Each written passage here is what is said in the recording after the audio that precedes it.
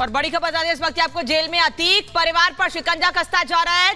तहनाई barrack में भेजे जाएंगे आरोपी अलग बैरक में भेजे जाएंगे। बड़ी खबर इस वक्त आपको बता दें, जेल में अतीक परिवार पर शिकंजा कसता जा रहा है। तन्हाई बैरक में भेजे जाएंगे आरोपी। हम लगातार आपको बता रहे हैं कि ये आरोपी बहराइच में रुके थे, उसके बाद नेपाल भागने की तैयारी थी। अतीक का भाई, 2 बेटे इस वक्त जेल में बंद हैं। उनमें से भाई ने गुहार भी लगाई थी कि उसकी हत्या की जा सकती है, इसलिए उसे सुरक्षा दी जाए, जिसको साफ तौर पर जिसके इनकार कर दिया गया।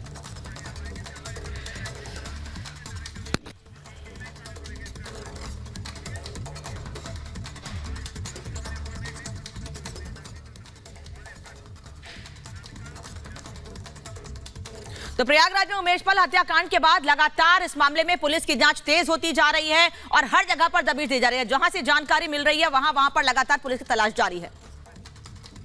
लगातार जिस तरीके से अब तक कार्रवाई हुई है, उसके बाद तमाम माफियाओं के एनकाउंटर्स जो हैं कई जगह पर हुए हैं और वहीं अब अतीक के एनकाउंटर की मांग भी तेज होने लगी।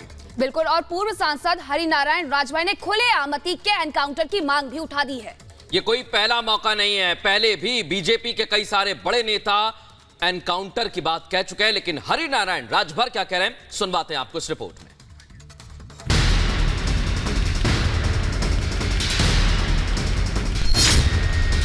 यानी अतीक का अब तक काउंटर कर देना चाहिए सरकार। माफिया अतीक की आंखों से नींद गायब है। साबरमती जेल में बंद अतीक को अपनी मौत का खौफ सता रहा है। माफिया को मिट्टी में मिला देने के सीएम योगी के ऐलान के साथ ही अतीक की मुश्किलें बहुत ज्यादा बढ़ गई हैं।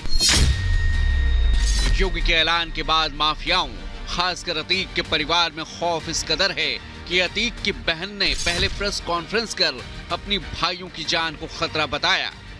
एसटीएफ के अधिकारी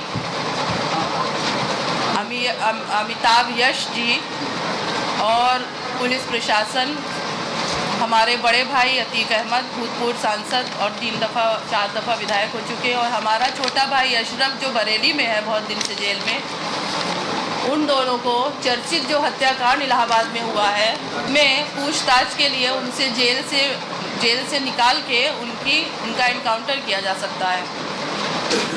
हम ट्रांसफ़र के बहाने, पूछताछ से जैसे भी, और वहाँ पर हमको टॉर्चर करके यही कहा जा रहा था कि वो एसटीएफ से बच नहीं सकता।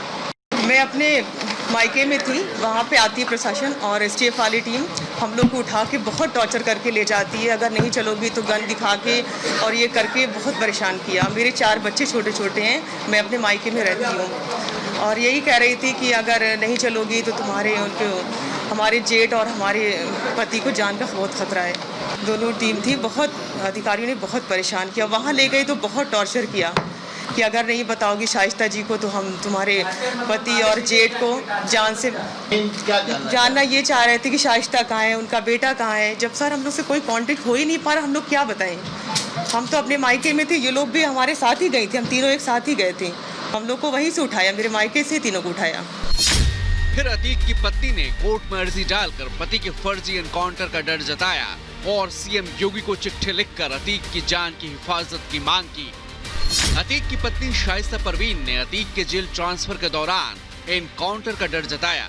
साथ ही हाईकोर्ट में अर्जी डालकर अपने 2 नाबालिग बेटों को कोर्ट के सामने पेश करने की मांग की।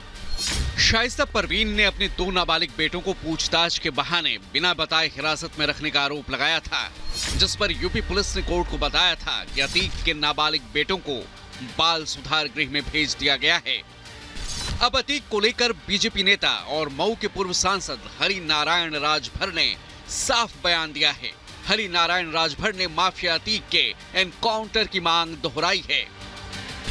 और ये सब जो हत्या कर रहे हैं, सुरेश पाल का, वो भी तो किसी की बहन और किसी का बेटा था, उसके लिए नई गुहार लगाई, अपने भाई को नहीं कही। वो ये तो धोखा देना हुआ कि जब अपने पर आ रहा है तो अब गुहार लगाने लगी कोर्ट को। मेरे विचार से तनी अतीक का अब तक काउंटर कर देना चाहिए सरकार। ये कोई पहला मौका नहीं है जब बीजेपी के किसी नेता ने एनकाउंटर की मांग की हो या फिर उस तरफ इशारा किया हो। इससे पहले भी यूपी सरकार के एक मंत्री ने गाड़ी पलटने का इशारा किया था। तो वहीं समाजवादी पार्टी नेता रामगोपाल यादव ने अतीक के एक बेटे के एनकाउंटर तक की बात की थी। वो हाय तौबा मचाने लगते हैं कि पकड़ गए, इधर उधर करते हैं तो ड्राइवर असंतुलित हो जाता है तो गाड़ी पलट जाती है, फिर उसके बाद गाड़ी पलट गई। तो पूरी न्यायिक प्रक्रिया का फॉलोअप होगा तो उसमें गाड़ी में शांति से बैठे। जब असल आरोपी नहीं मिल रहे हैं तो दबाव ऊपर से है कि मारो, तो जो पकड़ में आ जाएगा उसे मारेंगे। अभी तो अतीक के लड़के को पकड़ ले गए पहले ही दिन, 2 लड़कों को, उनमें से एक की हत्या हो जाएगी एक आध दिन में, आप देखिए। यूपी सरकार ने उमेश पाल हत्याकांड के बाद माफियाओं पर नकेल कसते हुए पहले तो 2 आरोपियों को एनकाउंटर में ढेर कर दिया, फिर चुन चुन कर अतीक के मददगारों और करीबी गुर्गों के खौफ की सल्तनत पर बुलडोजर का प्रहार किया गया। और अब अतीक के 36 ऐसे करीबी लोगों की फहरिस्त तैयार की गई है जो उसकी काली कमाई और पाप के साम्राज्य के भागीदार रहे हैं। प्रयागराज से मऊ, बांदा, कौशाम्बी और गाजीपुर तक अवैध संपत्तियों पर बुलडोजर प्रहार किया गया और आगे भी ऐसी कार्रवाइयां जारी रह सकती हैं। उमेश पाल हत्याकांड के बाद अतीक का तीसरा बेटा असद और बाकी शूटर्स फरार हैं। सभी पर 2.5 लाख रुपए का इनाम है और पुलिस लगातार उन तक पहुंचने की कोशिशें कर रही है। जहां एक तरफ माफियाओं के एनकाउंटर की लगातार मांग हो रही है और आशंका भी जताई जा रही है, तो वहीं दूसरी तरफ पुलिस प्रशासन ने साफ किया है कि अपराधियों के हमला करने पर ही पुलिस गोली चलाती है। नहीं, मैं इस संबंध में कोई इनकाउंटर ऐसे स्टेट की पॉलिसी नहीं है।